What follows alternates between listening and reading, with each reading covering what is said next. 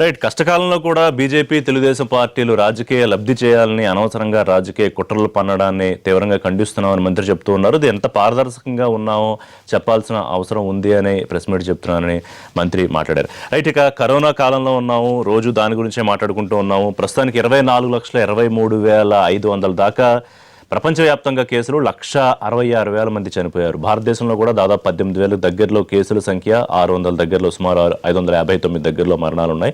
తెలంగాణ, ఆంధ్రప్రదేశ్లో కూడా 844, 646 రెస్పెక్టివ్ కేసులు ఉన్నాయి.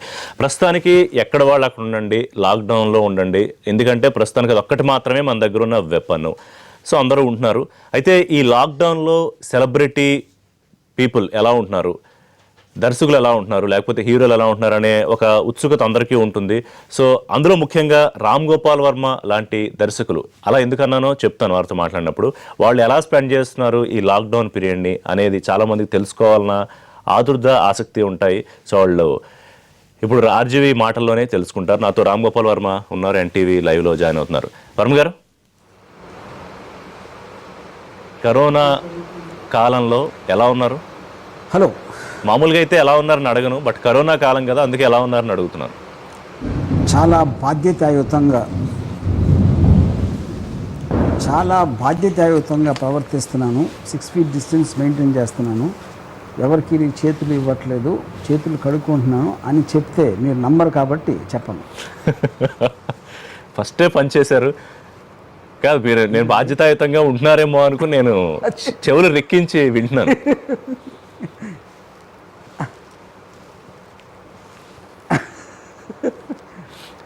వెనకాల జైలు గోడలు ఉన్నాయి, చూశారు కదా.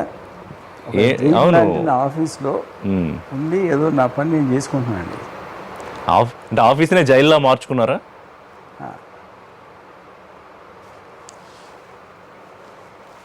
అంతే. కానీ నాకు ఒకటి చెప్పండి, నిజం అనేది బై డెఫినేషన్ జైలే కాబట్టి ఇప్పుడు అంటే కాదు. ఇప్పుడు మీరు అందరూ దీపాలు వెలిగించండి అని ప్రధానమంత్రి పిలిపించినప్పుడు ఆ జైలు లాంటి గోడల మధ్యలో కూర్చుని నిజంగా మీరు స్మోక్ చేస్తూ పెట్టింది చాలా వైరల్ అయింది. ఏంటి, ఎందుకు అంటే దాన్ని కూడా అలా చెయ్యాలని ఎందుకు అనిపించింది? అక్కడ కూడా క్రియేటివ్ బ్రెయిన్ వాడాలనే ఆలోచన ఎందుకు వచ్చింది?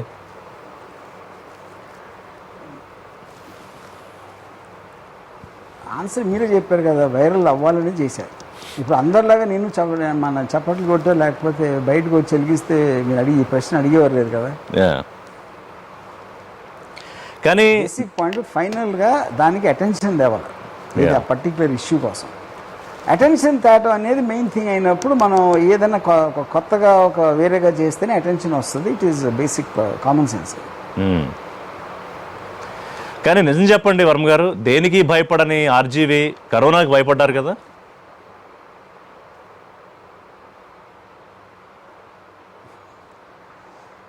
మీరు నమ్మినా నమ్మకపోయినా నా లైఫ్లో ఎప్పుడు దేనికి భయపడినా నేను పాయింట్. ఎందుకంటే లైఫ్ అనేది మీరు ఎలాగ జీవించాలో ఒక పర్టికులర్ పాయింట్ మీకు ఒక ఇష్టం ఉంటుంది. నా ఇష్టం అనే బుక్ కూడా రాసింది.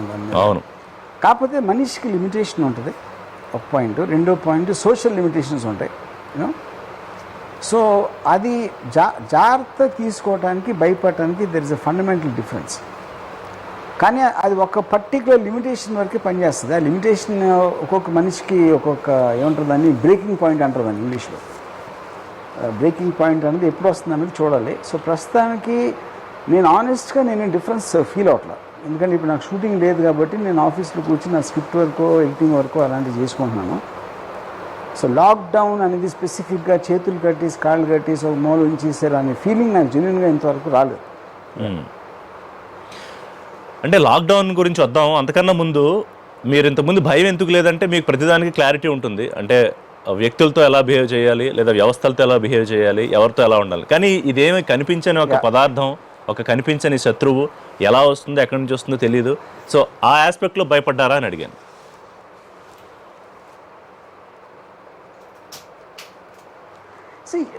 నాకు ఆనెస్ట్గా అండి నా ఒపీనియన్లో ఇప్పుడు మనకు ఒక లిమిటేషన్ ఉన్నప్పుడు మనకన్నా స్ట్రాంగర్ శక్తులని ప్రపంచంలో కానీ నేచర్లో కానీ లేకపోతే మన చుట్టుపక్కల చాలా ఉంటాయి. ఇప్పుడు కరోనా వైరస్ ఒక్కటే కాదు కదా మనకి హాని కలిగించేది లేకపోతే చంపగలిగేది. వేరే రకాల డిజీజ్ ఉన్నాయి, లేకపోతే లారీ యాక్సిడెంట్ అవ్వచ్చు, లేకపోతే భూకంపం రావచ్చు, సునామీ రావచ్చు, అలా రకరకాల కారణాలు ఉండొచ్చు యూనో. సో నా ఉద్దేశంలో దాంట్లో ఇది ఒకటి యాడ్ అయింది. ఇప్పుడు ఇంత భయంకరమైన వ్యాధులు ఇంతకుముందు 1917లో వచ్చింది, 1780లో వచ్చింది, 2000 అంటే మన దగ్గరికి రాకపోయి ఉండొచ్చు, బట్ వచ్చినాయి వేరే వేరే చోట్ల. సో ఐ థింక్ ఇప్పుడు కొత్తది ఏంటంటే ఆ కరోనా వైరస్ అనేది కొత్తగా రావడం కాదు, మనం ఇచ్చే రియాక్షన్ చాలా కొత్తది. లాక్డౌన్ అనేది సిటీస్ అన్ని మూసేసి స్కూల్ మూవీస్ అలాంటిది ఎప్పుడు ఇంత పెద్ద ఎత్తున జరగలేదు. That is what I think is the difference. దాని తర్వాత కొంతమంది చాలా భయపడవచ్చు, కొంతమంది దీని అడ్వాంటేజ్ తీసుకోవచ్చు, కొంతమంది ఏదో సందు దొరికింది కదా అని ఏదో చేసుకోవచ్చు. అలా రకరకాల మనుషులకి రకరకాల ఇది ఉంటాయి. మామూలు పీజన్కి గవర్నమెంట్ తరఫు నుంచి, పొలిటికల్ లీడర్స్ తరఫు నుంచి అఫ్కోర్స్ వేరే పర్స్పెక్టివ్స్. రైట్. సో నేను చూస్తే ఇన్ఫర్మేషన్ మీరు ఏదో త్రుట్లో తప్పించుకున్నట్టున్నారు. అప్పటిదాకా వుహాన్లో ఇది కేసు బయటపడే ముందు వరకు కూడా మీరు చైనాలో షూట్ చేసి ఫినిష్ చేసుకొచ్చారు, కరెక్టేనా? ఏమనిపించింది? అమ్మయ్య అనుకున్నారా? డిసెంబర్ ఆల్మోస్ట్ అంటే నాకు తెలిసి డిసెంబర్ ఎండ్లో ఫస్ట్ టైం అనౌన్స్ చేశారు వుహాన్లో ఉందని. మేము ఆల్మోస్ట్ December 15th ఆ టైంలోనే మేము వెనకొచ్చాం. నాకు అది ఏమనిపించింది, ఒకసారి వెన్నులో వణుకొచ్చిందా? అప్పుడు ఒకవేళ మేము అక్కడ నాకు ఒక 1 week 10 days ఎక్స్టెండ్ అయ్యి ఉంటే ఏదండి, అంటే అప్పటి వరకు అక్కడే ఉన్నాము, అక్కడే కరోనా పుట్టింది, ఎక్స్టెండ్ అయ్యి ఉంటే నేను అక్కడ దొరికిపోయి ఉంటే ఇక్కడ చాలా మంది మీలాంటి వాళ్ళు చాలా హ్యాపీ ఫీల్ అయ్యారు. సారీ, మేమెందుకు హ్యాపీ ఫీల్ అవుతాం? అదే కాదండి, గ్రీకు తత్వవేత్త సోక్రటీస్ ఏం చెప్పాడంటే ఎవరు పోయినా కొంతమంది సంతోషిస్తారు, కొంతమంది విచారపడతారు. ఎందుకంటే వాళ్ళకున్న పర్స్పెక్టివ్స్ బట్టి. అంటే మీరంటే ఎగ్జాంపుల్గా చెప్పాను, కానీ మీ నవ్వు చెప్తాను నాకు మీ మనసులో అదే ఉందని. లేదు, పొద్దున్న లేస్తే ఏంటో పిచ్చి పిచ్చిగా వాగుతూ ఉంటాడు, ఏదో మాట్లాడుతూ ఉంటాడు అని మీరు చాలాసార్లు అన్నారు కదా నా గురించి. కానీ ఎన్టీవీ కోరుకుంటోంది మీరు 100 సంవత్సరాల పాటు కళకళలాడుతూ జీవిస్తూ ఉండాలని మేము కోరుకుంటున్నాం ఈ సందర్భంగా, మీరు అన్నారు కాబట్టి.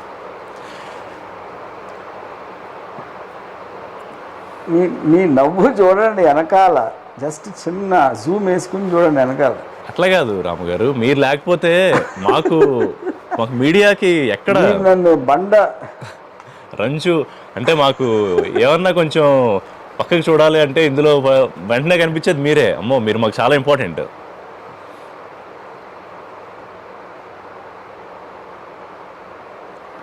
సరే, నిజం మీకు తెలుసు, నాకు తెలుసు, ఇంక దాని టాపిక్ వదిలేద్దాం. ఎస్, అవును. మీరేం చేస్తున్నారు చెప్పండి లాక్డౌన్లో?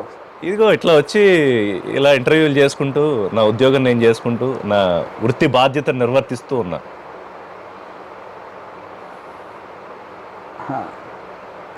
సో మీరు భయపడుతున్నారా కరోనా వైరస్కి? నిజం చెప్పాలంటే ఎస్. అంటే అది అర్థం కావట్లేదు. సో చుట్టూ చాలామంది ఉంటారు, ఆఫీస్లో వర్క్ చేయాలి. So yes.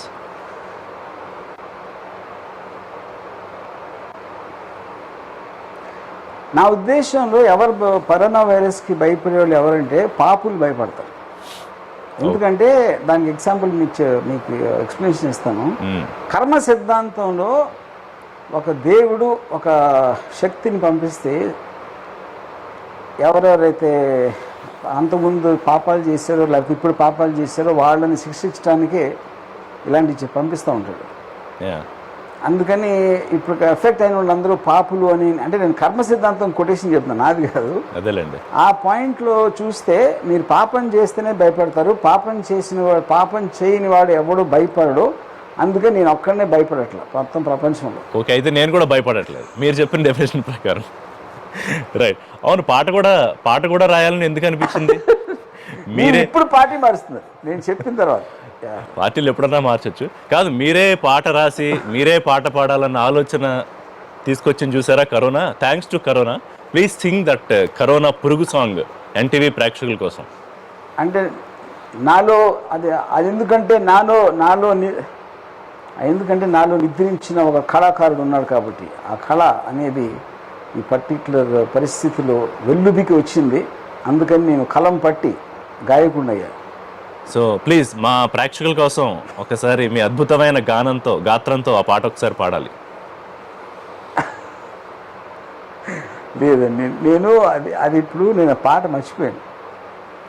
బా, అది రాత్ గై బాత్ గై, ఆ రోజు ఏదో అనిపించింది, అయిపోయింది, చేసాం అంతే. నేను మళ్ళీ దాన్ని సరే. ఎనికి తీసి మీకు గుర్తు చేస్తూ, కాకపోతే మళ్ళీ ఇప్పుడు నేను ఇంకో పాట చేస్తున్నా, ఇంకా అవ్వలేదు. అంటే కరోనా ప్రపంచాన్ని ఎలా భయపెడుతోంది, అది కనుక మీకు దొరికితే మీరు ఫస్ట్ టైం అనుకుంటా మర్డర్ చేసే జాబితాలోకి వెళ్ళేవారు, కరెక్టేనా?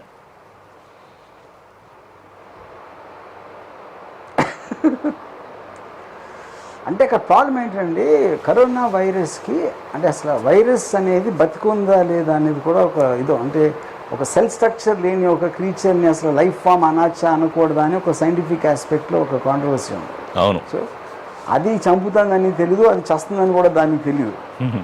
సో మీరు ఒకళ్ళు ఏమైనా చేయాలంటే కాన్షియస్నెస్ లేకపోతే దాని గురించి ఒక యాక్షన్ చేయడం అనేది మీనింగ్ లేదు. రైట్ సార్, ఎలా అనిపించింది లాక్డౌన్? అంటే మీరు ముంబై, హైదరాబాదు చాలా దగ్గరగా చాలా సంవత్సరాల నుంచి చూస్తూ ఉన్నారు. బహుశా మీరు ఒక ట్వీట్ కూడా చేశారనుకుంటా, ముంబై సిటీ ఎలా ఉంది అనేది. ఏమనిపించింది అంటే నిద్రాణంగా అసలు ఏమీ యాక్టివ్గా లేకుండా ఉన్న సిటీలు రెండింటినీ చూస్తే ఏమనిపించింది?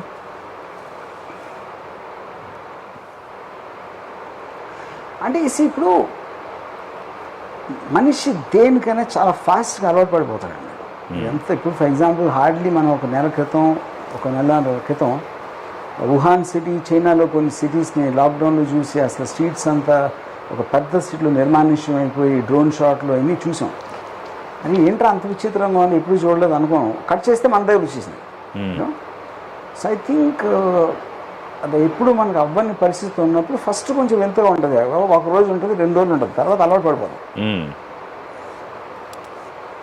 సో అంటే మీకు ఇలాంటి సిచ్యువేషన్ ఎప్పుడన్నా ఇంతకు ముందు ఫేస్ చేశారా? అంటే ఎక్కడికి బయటికి వెళ్లకుండా ఒకే చోట, మీరు ఇందాక అన్నట్టు జైల్లాగా అరెస్ట్ లాంటి ఒక సిచ్యువేషన్లో సోషల్ గ్యాదరింగ్స్ లేకుండా?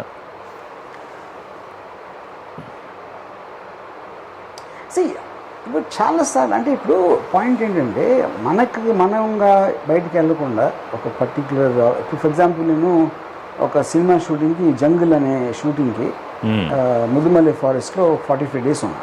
కంప్లీట్గా అన్నీ కట్ అవ్వదు, ఫోన్స్ పని చేయవు, లేకపోతే వాటెవర్ ఏది పని చేయకుండా పుట్టి కేవలం మన పక్కన వాళ్ళు ఎవరో తెలుస్తారు అంతే. సో అప్పుడు అది మనకు మనం చేసాం కాబట్టి లాక్డౌన్ లాగా అనిపించదు, ఎందుకంటే ఒక పర్టికులర్ పద్ధతి కోసం చేసాం కాబట్టి. ఇప్పుడు కూడా కరోనా వైరస్ అనేది స్ప్రెడ్ అవుతుంది, కానీ ఆ పని కోసం చేస్తున్నాం కాబట్టి అది లాక్డౌన్ అని తీసుకోవాల్సిన మెంటల్ స్టేట్లో నాకు ఏం లేదు. అంటే ఏం మిస్ అవ్వట్లేదా? చాలా మంది చాలా మిస్ అవుతున్నారు ఈ లాక్డౌన్లో, బయటికి రావడానికి లేక. విపరీతంగా వర్షం వచ్చింది అనుకోండి, వర్షంలో బయటికి వెళ్ళాం, ఎస్,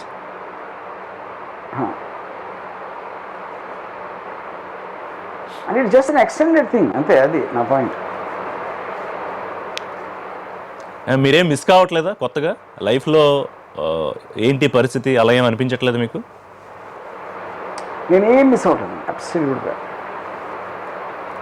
నాకు ఒక చాలా కొత్త రకం ఎక్స్పీరియన్స్గా ఉంది ఇప్పుడు ఎందుకంటే మీ కంట్రోల్లో అది లేనప్పుడు, ఇప్పుడు మీ కంట్రోల్లో అది లేదు, మీ కంట్రోల్లో చాలా ఉండవు. కరోనా వైరస్ ఒకటే కాదు కదా, గాలి ఎగరాలని ఉంటుంది, ఎగరలేము, ఎందుకంటే నాకు రెక్కలేవు, లేకపోతే ఒక ఎవరెస్ట్ కాను నాకు అంత శక్తి లేదు.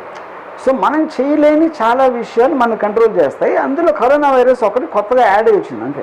కొత్తగా వచ్చింది కాబట్టి మనం ఎక్కువ మాట్లాడుతున్నాం దాని గురించి. మీ అంచనా ప్రకారం, ఎందుకంటే మీరు బాగా స్టడీ చేస్తారు ఏ విషయాన్నన్నా, కరోనా మీద ఏమన్నా స్టడీ చేశారా? ఇలాంటి పరిస్థితుల్లో భారతదేశం ఇంకా ఎంతకాలం ఉండే పరిస్థితి ఉంటుంది?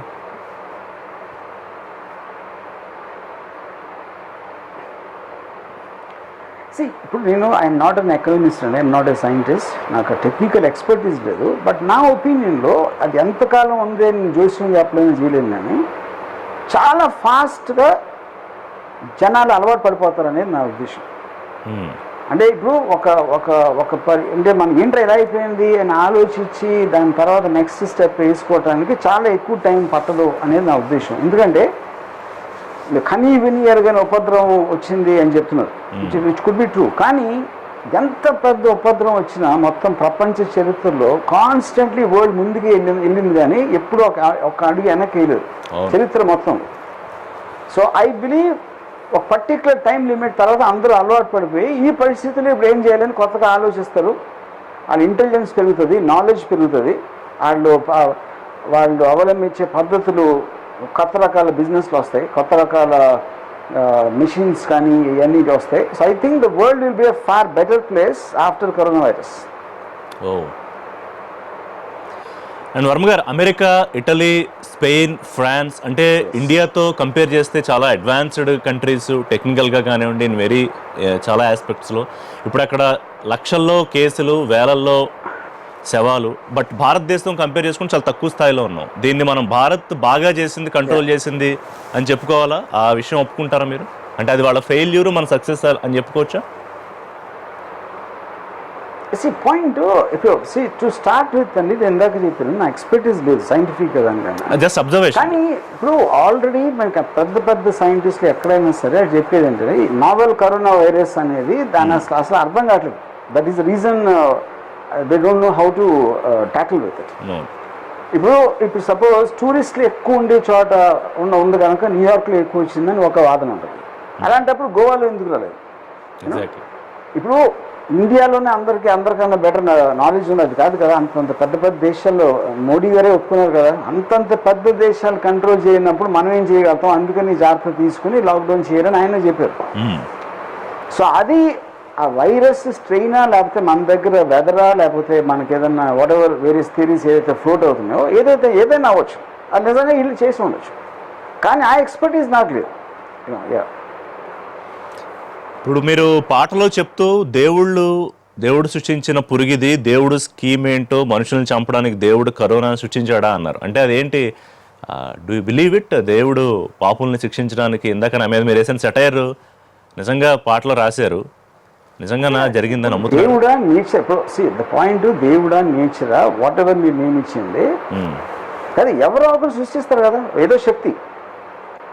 అది దేవుడా, దేవత, లేకపోతే నేచరా, వాట్ ఎవర్ ఇట్ ఈస్, మనం సృష్టించింది కాదు అది. అది వచ్చింది ఎక్కడి నుంచో. అండ్ బట్ అలాంటి సృష్టిలు చాలా ఉన్నాయి. ఎబోలా వైరస్ ఉంది, లేకపోతే ఏదో బ్యాక్టీరియా ఉంటుంది, లేకపోతే ఏదో ఇంకోటి ఏదో ఉంటుంది. డూ యూ బిలీవ్ అండి? అంటే ట్రంప్ మీద మీరు ఎక్కువగా, నాకు తెలిసి మీరు పెట్టిన ట్వీట్లు ఇక్కడ మన దగ్గర ఎవరు పెట్టుండరు ఆయన మీద. ఇప్పుడు ఆయన చైనా మీద అనుమానం వ్యక్తం చేస్తూ, ఈవెన్ ఫాక్స్ న్యూస్ కూడా కొన్ని స్టోరీస్ కూడా ఇచ్చింది, చైనా సృష్టించిందేమో ఆ ల్యాబ్లో. దీని మీద మీ పర్సెప్షన్ ఏంటి, మీ వ్యూ ఏంటి?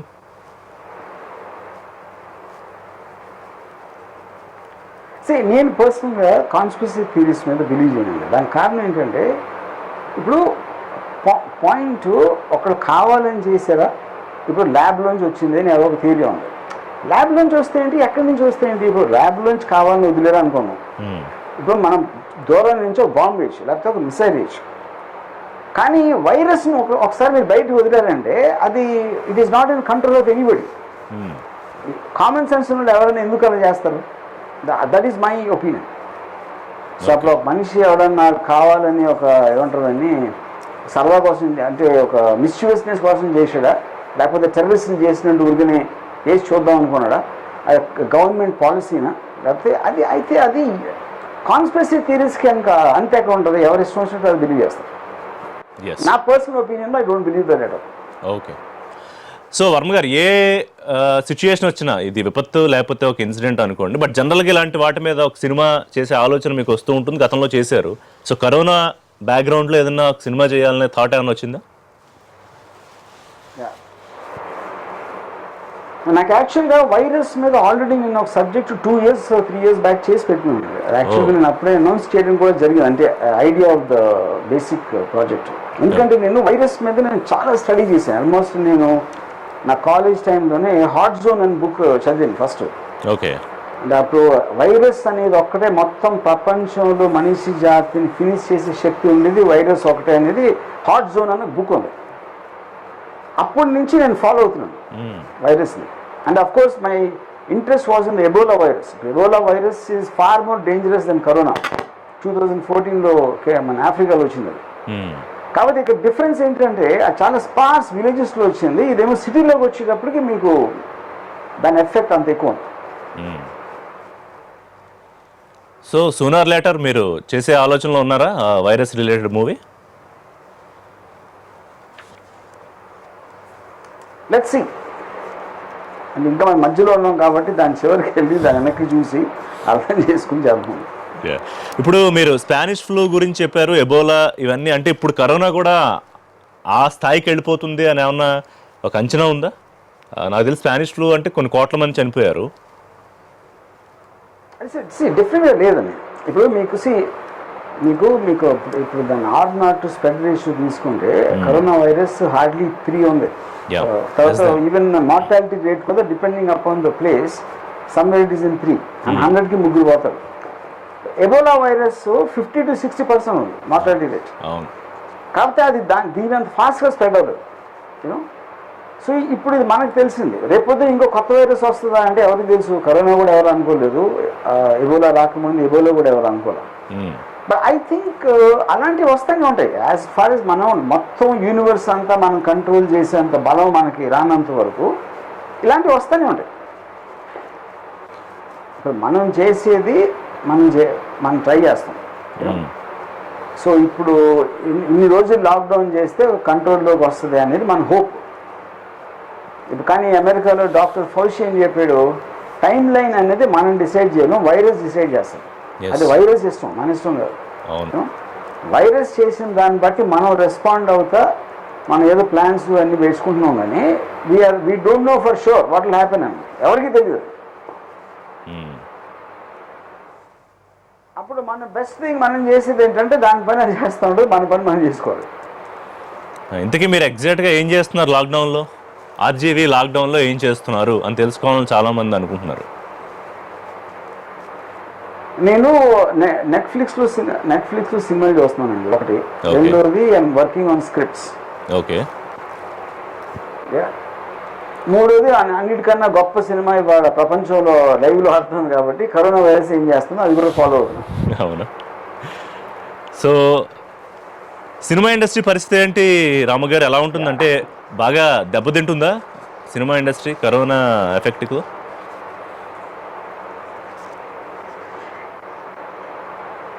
ఇప్పుడు పర్టికులర్గా ఒక ఇండస్ట్రీ అనేది ఉండదండి. ఇప్పుడు ఎప్పుడైనా మీకు ఒక రూట్లో ఒక ఛానల్లో వెళ్తున్న ఏదైనా సరే మీకు గబుక్కున దాన్ని షేక్ చేసి దాని రెగ్యులర్ ఛానల్ ఆపినప్పుడు ఆటోమేటిక్గా కొన్ని డిఫరెన్సెస్ వస్తాయి. కానీ ఆ డిఫరెన్సెస్ అది ఇమ్మీడియట్గా వాళ్ళకి అడాప్ట్ అయిపోయి దానికి అనుగుణంగా మళ్ళీ వెళ్తుంది. ఏమీ ఆగదో, ఏమీ దెబ్బతింది నా ఉద్దేశం.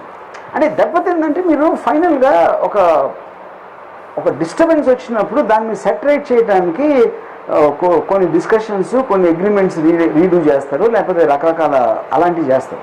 అంతకని దెబ్బతినేది ఏముంటుంది? ఎందుకంటే నేను చెప్పాను కదా, మనుషులు దేనికైనా అలవాటు పడిపోతారు. ఇప్పుడు ఇది పరిస్థితి. ఇప్పుడు ఫర్ ఎగ్జాంపుల్ నష్టం వస్తుంది అంటే నష్టం చాలాసార్లు వస్తుంది. ఇండస్ట్రీలో నష్టం రాకుండా ఉండదా? ఇప్పుడు 100కి 90 సినిమాలు ఆడవు అని నా చిన్నప్పటి నుంచి వింటున్నా. అలా ఏమైనా ఇండస్ట్రీ ఉంది కదా. అలాగే కరోనా వైరస్ వచ్చి వెళ్ళిపోయిన తర్వాత కూడా ఇండస్ట్రీ ఉంటుంది. ఏ ఇండస్ట్రీ మారదు. కాకపోతే కేవలం మనం దాని మధ్యలో ఉన్నాం కాబట్టి అది ఏమైపోతుంది ప్రపంచం, మనం బతుకుతామా అని ఇలాంటి మనం అంటే జనాలు థియేటర్లకు ధైర్యంగా వచ్చే పరిస్థితి రావడానికి అయితే కొన్నాళ్ళు టైం పడుతుందా? ఒక 3-4 months పడుతుందా? సరే అని నేను అదే చెప్తున్నాను. ఇప్పుడు మీకు రోజుకి పరిస్థితి మారిపోతుంది. ఇప్పుడు ఇవాళ అమెరికాలో చాలా స్టేట్స్లో బయటకు వచ్చేసి జనం మాకు లాక్డౌన్ వద్దంటున్నారు. వాళ్ళు ఒక పక్కన ఉన్నారు, ఇంక పక్కనే ఎవరు భయపడవచ్చు. సో మనుషులందరూ కట్టకట్టుకుని ఒకేలాగా ఎప్పుడు ఆలోచించరు. ఇప్పుడు అమెరికాలో రోజుకి 1000-2000 మంది పోతున్న టైంలో వాళ్ళేమో లాక్డౌన్స్ కొన్ని స్టేట్స్లో తీసేస్తున్నారు, ఏదో ఒక రిస్ట్రిక్షన్స్ పెట్టి. సో మనం చూస్తే కంపారిజన్లో మనకి అసలు అమెరికాతో కంపారిజన్ లేదు, ఏది నంబర్ ఆఫ్ కేసెస్ కానీ నంబర్ ఆఫ్ డెత్స్ కానీ. సో ఇప్పుడు చూస్తే we're taking it more seriously than America. So అప్పుడు అమెరికా కన్నా మనం ఎక్కువ తెలివా అని అనుకుంటే అది ఈచ్ పర్సన్స్ ఒపీనియన్. ఎందుకంటే రేపుకే ఎల్లుండికి మారిపోయే పరిస్థితి ఉన్నప్పుడు జనాలు భయపడతారా లేదా? ఇప్పుడు భయపడి ఇంట్లో ఎలా కూర్చుంటారు చెప్పండి? మొత్తం అందరూ భయపడి బయటికి రాకుండా ఇంట్లో కూర్చుంటే అసలు ప్రపంచంలో నడుస్తుంది. సినిమాలు పక్కన పెట్టండి, నథింగ్ విల్ మూవ్. ఎస్, ఇప్పుడు మీరు కరోనా సిచ్యుయేషన్ అబ్జర్వ్ చోటే కదా జనాలు వచ్చేది. జనాలు రోడ్డు మీదకి వస్తే అన్ని చోట్ల ఉంటారండి. అదే వాళ్ళు ఆఫీసులో ఉండొచ్చు, షాపుల్లో ఉండొచ్చు, లేకపోతే పాన్ షాప్ దగ్గర ఉండొచ్చు. అన్ని చోట్ల జనాలు గుమి కొడతారు కదా. ఎక్కడ గుమి కొడరు? ఏది మన కరోనా డిస్టెన్స్ నేను చెప్పేది. Yes yes yes. ఇప్పుడు మీరు పెద్దగా సమాజంలో ఉన్న బాధలు లేకపోతే ఈ పేదరికం వీటి గురించి మీరు పెద్దగా పట్టించుకోనని చాలాసార్లు చెప్పారు. ఇన్ఫ్యాక్ట్ యూ డోంట్ లైక్ ఆ వాతావరణం అని. ఇప్పుడు మైగ్రెంట్ లేబర్ గురించి చాలా ఎక్కువ మంది మాట్లాడుకుంటున్నారు కదా. సో లక్షల్లో ఇన్ఫ్యాక్ట్ కొన్ని చోట్ల ఉన్న మైగ్రెంట్ లేబర్ ఒక చోట ఉన్న చోట ఫుడ్ దొరక్క వాళ్ళ ప్లేసులకు వెళ్ళలేక, దీని మీద ఏమన్నా మీకు ఒక థాట్ వచ్చిందా? అంటే వాళ్ళ గురించి ఏమన్నా ఆలోచించారా? నాకు అది ఓవరాల్ అండర్స్టాండింగ్ లేదండి. కాకపోతే ఇప్పుడు ఒక సిచ్యువేషన్లో ఒక గవర్నమెంట్ ఏదో డెసిషన్ తీసుకోవాలా. ఆ డెసిషన్ తీసుకున్నప్పుడు ఆటోమేటిక్గా కొంతమంది సఫర్ అవుతారు, కొంతమంది చాలా ఎక్కువ అవుతారు, కొంతమంది అవ్వకపోవచ్చు. ఇలాంటి ఒక ఎఫెక్ట్స్ అన్నీ ఉంటాయి, side effects. Main what ever you call that, you know, అది దానికి ఉన్న నేచర్లో అక్కడ అంతంత కష్టపడ్డాడు లీడర్స్ అయ్యి అంతంత పెద్ద పొజిషన్లో ఉన్నోళ్ళు, వాళ్ళకి అవగాహన ఉంటుంది. కానీ I have no idea about it. ఇప్పుడు లాక్డౌన్లో చాలామంది ఇళ్లలోనే ఉండి కొత్త కొత్త పనులు నేర్చుకుంటున్నారు, లేకపోతే ఇళ్లలో హెల్ప్ చేస్తున్నారు, కొత్త కొత్త ఛాలెంజెస్ కూడా విస్తురుతున్నారు. ఇంకో నేను ఈ ఇల్లు శుభ్రం చేశాను, లేకపోతే ఇవాళ ఇది క్లీన్ చేశాను అని. వాళ్ళ మీద కామెంట్ చేయండి వర్మ మీ స్టైల్లో అంటే ఏం చెప్తారు?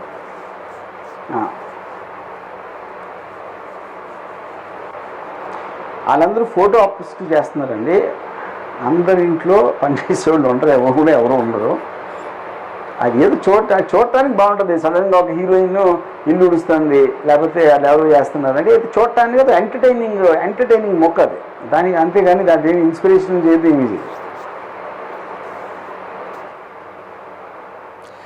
రాజమౌళి గారు ఇవాళ చూస్తే కరోనా వైరస్ అనేది ఎంత సీరియస్ మ్యాటర్ అనేది ఒక పక్కన చూస్తే, చెప్పండి.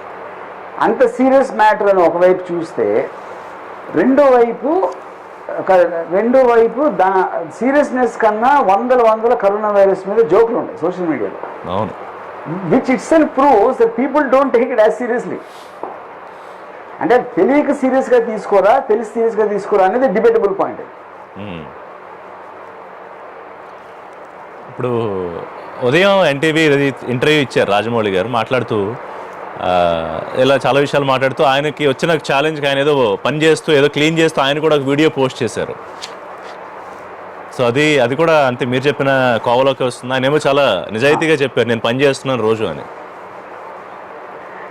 ఎవరు చేసిన ఇప్పుడు అది కాదండి, అది కాదు ఆ పాయింట్. రాజమౌళి చేసిన, అమితాబ్ బచ్చన్ గారు చేసిన, కట్రీనా కైఫ్ చేసిన, ఎవరు చేసినా సరే పర్టిక్యులర్ సెలబ్రిటీ చేసేది ఎప్పుడు ఒక ఫోటో ఆప్ కోసం ఉంటుంది. అంటే అది దోహం చేసినట్టు, అబద్ధం చెప్పినట్టు, లేకపోతే ఫేక్ అని నేను అంటలా.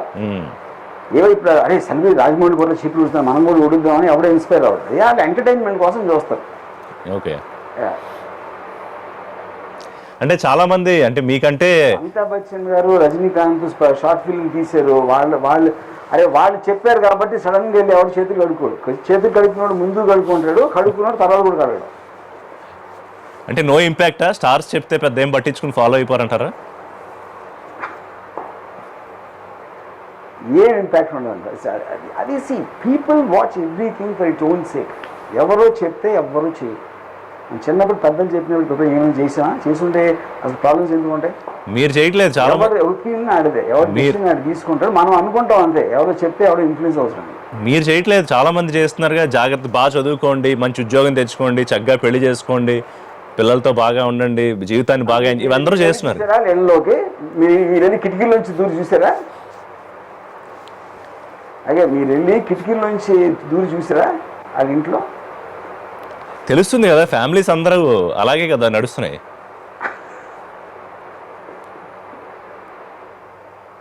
అదే మీరు ఫ్యామిలీస్ అందరూ బెడ్రూమ్ కింద బెడ్ కింద కూర్చొని చూసినట్టు అప్పుడే తెలుస్తుంది. మీకే తెలుస్తుంది లేకపోతే. Right. Anyway I cannot comment on this. కానీ ఇప్పుడు ఫుడ్ ఎలాగా రాము గారు? ఎందుకంటే బయట వాళ్ళని ఎవరు లోపలికి రానివ్వని పరిస్థితుల్లో రామ్ గోపాల్ వర్మకి వంట వచ్చా? ఎందుకంటే ఈ టైంలో అనిపించింది, అయ్యో నేను పెళ్లి చేసుకుని ఉంటే బాగుండేది, నాకు చక్కగా ఫుడ్ వండి పెట్టేవాళ్ళు అని ఏమన్నా అనిపించింది? ఒక తోడు కావాలనిపించిందా? నిజం చెప్పండి రాము గారు, ఒక తోడు కావాలనిపించిందా లేదా ఈ టైంలో, కష్టకాలంలో, కరోనా కష్టకాలంలో? అంటే దీని అర్థం మీరు పెళ్లి చేసుకున్నారని అనుకుంటున్నా. మీరు పెళ్లి చేసుకున్నది మీరు నాకు రివర్స్ కాదు, మీరు నాకు రివర్స్ చేయకండి. నాకు రివర్స్ చేసి అడగండి, నేను మీ గురించి ఆవిడకి నా ఏమంటారు దాన్ని, నా కండోలెన్సెస్ చెప్పండి. మీలాంటి మొగుడు ఉన్నందుకు, కేవలం వంట చేసి పెడతారు కాబట్టి మీ భార్యని పెళ్లి చేసుకున్నారంటే తను చాలా ఇన్సల్ట్గా తీసుకుని మీ మీద అసలు తక్షణ యాక్షన్ తీసుకోవాలి. మీరు నా మీద కక్ష కట్టి నేను అడిగిన దాన్ని మీరు నాకు రివర్స్ చేయకండి. రామ్ గోపాల్ వర్మ ఏం చేస్తున్నాడని తెలుసుకోవాలనుకునే కోట్లాది మంది కోసం నేను ఆర్జీవి ఏం చేస్తున్నారు లాక్డౌన్ లో, ఆర్జీవి ఎలా తింటున్నారు, ఆర్జీవి ఎలా ఉంటున్నారు, ఎక్స్టెన్షన్ చేసి పెళ్లి చేసుకుంటే బెటర్ అని నాకు నీతులు చెప్పారు. మళ్ళీ అది మర్చిపోతారండి. నా గురించి తెలుసుకోవాలని ఎవరికి ఇంట్రెస్ట్ ఉండదు, ఎవరికి క్యూరియాసిటీ ఉండదు, కానీ మీ గురించి తెలుసుకోవాలని కోట్లాది మందికి ఉంటుంది. బట్ రియల్లీ ఏం చేస్తున్నారు రాము గారు? వంట చేస్తున్నారా? ఏం కావాలి చెప్పండి. నేను నేను ఇప్పుడు ఆఫీస్లో లాక్డౌన్ ఉంది. మా ఆఫీస్ చాలా పెద్దది. ఓకే. దాంట్లో పెళ్ళి అన్న వాళ్ళు అందరు నా దగ్గర పనిచేసిన అందరూ అక్కడే ఉంటున్నారు. అందులో ఎవరు వంట చేస్తున్నారా, ఎవరు ఏం చేస్తున్నారో తెలియదు నాకు. ఓకే. టైమ్లీ మీకైతే ఏదో ఒకటి కాస్త ఫుడ్ ఇస్తున్నారు. నేనేమో అసలు ఫుడ్ పర్సన్ కాదు. నేను ఫుడ్ పర్సన్ కాదు. నాకు ఆకలి వేస్తే గడ్డి ఉంటే గడ్డి కూడా తింటాను. మాటకు చెప్పారు కానీ గడ్డి తినలేరు కదా, ఏదో ఒకటి తినాలి కదా. అంటే బయట ఏం దొరకట్లేదు కదా. తింటాను నాకు నో ప్రాబ్లం. ఎందుకంటే ఇప్పుడు గడ్డి మోస్ట్ న్యూట్రిషియస్, చాలా మందికి తెలియదు. అందుకనే గేదెలు మనకన్నా బలంగా ఉండడానికి కారణం అది. సల్మాన్ ఖాన్ నేను నాకు వీడియో పోస్ట్ చేశారు, అందులో గుర్రానికి పెడితే ఆయన కూడా మధ్యలో తింటున్నాడు గడ్డి. సో మీలాంటి జాతి చాలా మంది ఉన్నారు. ఇంకా సల్మాన్ కూడా మీకు అవలోకే వస్తారేమో. I will send you. ఆయన గుర్రానికి పెడుతూ మధ్యలో ఆయన కూడా తింటున్నాడు గడ్డి. రైట్. సో ఏ సినిమాలు నిలిచిపోయాయి రాము గారు మీవి, అంటే అండర్ ప్రోగ్రెస్లో ఉన్నవి మూవీస్? అంటే మొత్తం అయిపోయిందండి. జస్ట్ ఒక ఫోర్ డేస్ షూటింగ్ ఉంది. అది ఆల్మోస్ట్. అంటే మళ్ళీ చైనాలో షూట్ చేయాలా, అది ఇక్కడ చేసేయచ్చా? చైనా కదా ఇక్కడే. మళ్ళీ ఇంక చైనా నేను వెళ్ళండి సార్. థ్యాంక్స్. అంటే మళ్ళీ ఇంక లైఫ్లో చైనా వెళ్ళరా?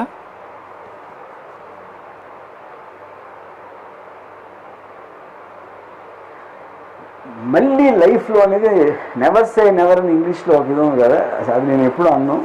చూద్దాం తర్వాత. అంటే మీరు చెప్తే నాకు ఒక అవకాశం వచ్చేది. ఆర్జీవి భయపడ్డారు, వైరస్ దయ వల్ల బతికి బాగుంటే మళ్ళీ ఇంకొకసారి ఆర్జీవి భయపడ్డారో నాకు హెడ్డింగ్ పెట్టుకోవడానికి ఒక అవకాశం వచ్చేది. మీరు వెళ్ళను, అమ్మో నేను పోను అని చెప్పుంటే.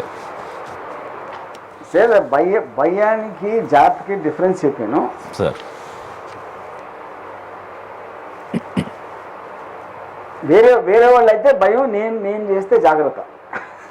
అదే మీకంటూ మీరు ప్రత్యేకమైన రాజ్యాంగం రాసుకున్నారు కాబట్టి వాటిలో అమెండ్మెంట్స్ ఎలా అయినా చేసుకోవచ్చు మీకు నచ్చినట్టు. దానికి వేరే వాళ్ళ అప్రూవల్ అక్కర్లేదు కదా. ఎస్. నా రిలీజన్ అంతా నేనే రాసుకున్నా. నేను ఎక్కడ ఉంటుందో ఆ కాన్స్టిట్యూషన్ అంతా నేను చెప్పిందే వేదం. ఇప్పుడు మళ్ళీ ఒకసారి సినిమాల గురించి మాట్లాడుకుందాం. మీరు నెట్ఫ్లిక్స్ చూస్తున్నారు కదా, వెబ్ సిరీస్లు చూస్తున్నారా ఎక్కువ?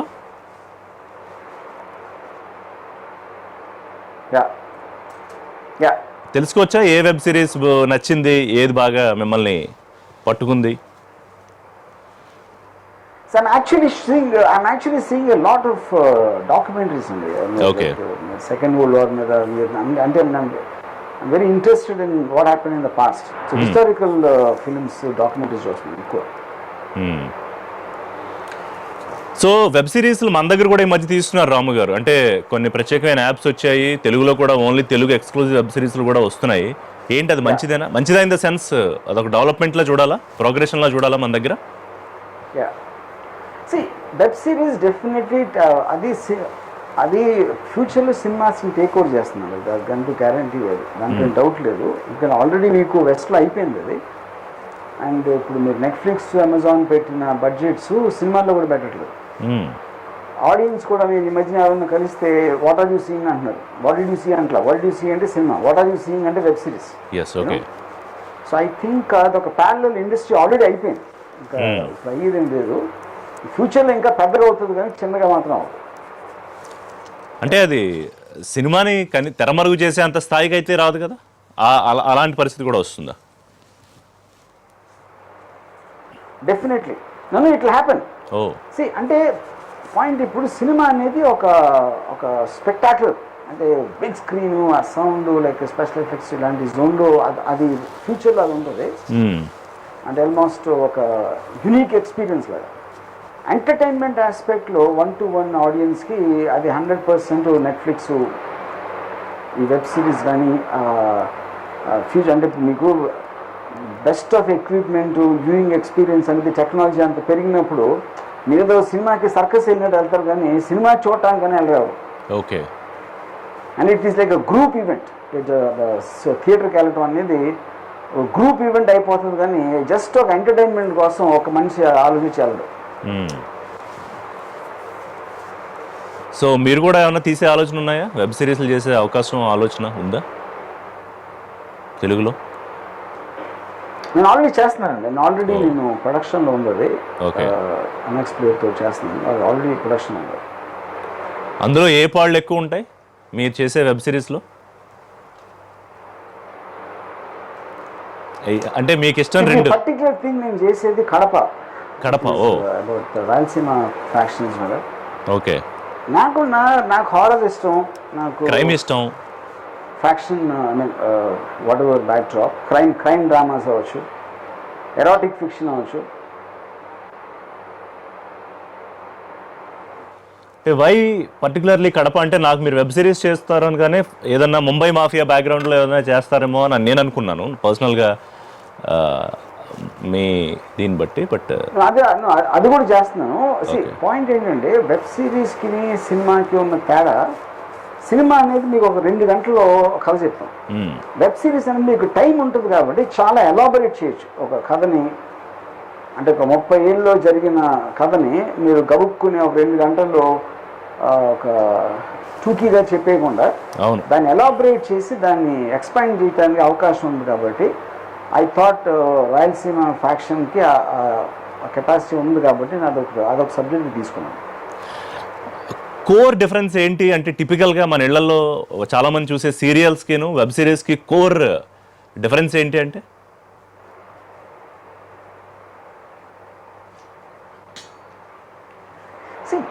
అలాంటి డిఫరెన్స్ లేదు. కాకపోతే ఏంటంటే ఒకటి మీకు ఒక ఎక్స్ట్రాడినరీ ఏమంటారని ఫ్రీడమ్ ఉంటుంది. ఆ లాంగ్వేజ్ అవ్వచ్చు, విజువల్ ఇమేజరీ అవ్వచ్చు ఒకటి, ఎందుకంటే డిజిటల్ వస్తుంది కాబట్టి. రెండో పాయింట్, నేను సీరియల్ అంటే మీ వారం ఫ్రైడే సాయంత్రం 6 గంటలకి, మళ్ళీ నెక్స్ట్ ఫ్రైడే 6 గంటలకి కాకుండా మొత్తం అంతా ఒకేసారి వస్తుంది కాబట్టి ఇప్పుడు బింజ్ వాచింగ్ అంటాం కంటిన్యూస్గా. ఇప్పుడు నేను సపోజ్ వియత్నాం వారు లాస్ట్ 3 రోజుల నుంచి నాన్ స్టాప్ వస్తున్నాను.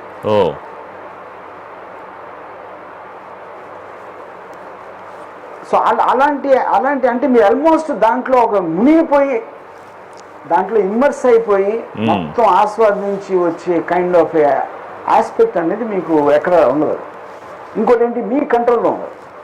మీకు వేల సినిమాలు, డాక్యుమెంటరీలు అన్ని ప్రపంచంలో ఉన్న అన్నిసారి మీ టీవీలో ఉన్నాయంటే మీరు అంతకన్నా అసలు ఒక ఏది టీవీలో ఫలానా టైంలో వస్తుంది, ఫలానా ఛానల్లో వస్తుంది, ఈ అన్నిటినీ వేరే శక్తులు మనం కంట్రోల్ చేస్తున్నాం. అంటే మొత్తం అన్నీ మీ దగ్గర, మీ కంట్రోల్, మీ యొక్క రిమోట్ కంట్రోల్ దాంట్లో రావటం అనేది extraordinary great technological advancement. Okay, but ఇది ఈ ఎంత అడ్వాన్స్డ్ టెక్నాలజీతో ఇండియన్ సినిమా అంటే ఇండియన్ థియేటర్ సిస్టమ్ని దాదాపుగా కిల్ చేసేస్తుందా ఇన్ వెరీ నియర్ ఫ్యూచర్లో? ఫ్యూచర్లో డెఫినెట్లీ అండి. ఫ్యూచర్లో అంటే I won't say, I can't give a time line. కాకపోతే ఇప్పుడు మీకు చిన్న ఎగ్జాంపుల్ చెప్తాను. ఆల్రెడీ ఇప్పుడు లాక్డౌన్ ఉన్న దాంట్లో కొన్ని సినిమాలకి already they are trying to give offers. ఎంత ఇస్తే మా దాంట్లో వేసేస్తే మీరు థియేటర్ వదిలేసి చేసేస్తే వాళ్ళు ఊగిసలాడుతున్నారు, చేద్దామా వెయిట్ చేద్దామా అని. దాంట్లో ఊగిసలాడతాం అన్నట్టే మీకు సిగ్నల్ కదా. ఆల్మోస్ట్ నా థియేటర్లోకి వచ్చే దానికన్నా ఇది బెటర్గా ఇస్తుందా అని ఒక ఒక మెంటల్ స్టేట్ వచ్చేస్తుంది. ఓకే, సో ఫ్యూచర్లో ఏంటి, థియేటర్లో చేస్తే ఎంత పబ్లిసిటీ చేయాలి, థియేటర్ రెంట్ కట్టాలా, ఎంత కాస్ట్ అవుతుంది, మనం డైరెక్ట్గా డిజిటల్లో చేస్తే ఎంత మిగులుతుంది అనేది ఇలాంటి మ్యాథమెటికల్ ఈక్వేషన్స్ ప్లస్లు మైనస్లు చేసుకుని దే విల్ డిసైడ్ అవుతుంది. సో కడప వెబ్ సిరీస్ కొన్ని ప్రోడక్ట్స్ దీంట్లో బెటర్ అవ్వచ్చు, కొన్ని ప్రోడక్ట్స్ థియేటర్లో బెటర్ అవ్వచ్చు, అలా మీకు చాయిస్ ఉంటుంది. సో కడప వెబ్ సిరీస్ ఎంత పర్సెంటేజ్ అయింది? ఇప్పుడు కరోనాతో బ్రేక్ అయింది. సో ఎప్పుడు ఎప్పుడు ఎక్స్పెక్ట్ చేయొచ్చు the first? Yeah, and I think అంటే ఇప్పుడు మనకు మళ్ళీ ఎప్పుడు స్టార్ట్ అవుతుందనే క్లారిటీ లేదు కాబట్టి, but we will do it before the end of the year. Before the end of the year. Okay, మీ టాప్ 3 పిక్స్ చెప్తారా? అంటే మీరు పికప్ చేసేవి నెట్ఫ్లిక్స్లో వర్మాస్ టాప్ 3.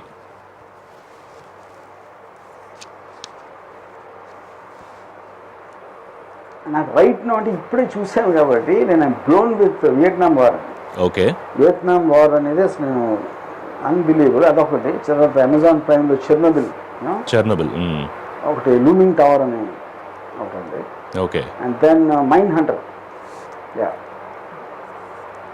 ఓకే. రాము గారు, ఒక ఛాలెంజ్ ఇవ్వండి ఇండస్ట్రీలో సెలబ్రిటీకి. ఏదన్నా ఒక ఛాలెంజ్ అంటే ఎవరికి ఇస్తారు, ఏమి ఇస్తారు ఈ లాక్డౌన్ పీరియడ్లో?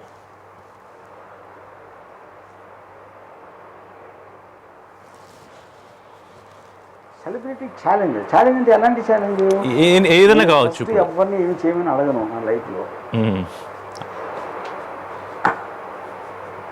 కానీ నేను ఎవరిని అడగను అంటున్నా. వేరే వాళ్ళు అడిగితే నేను వినను, నేను వాళ్ళకి చెప్పను. మారరా ఇంకా?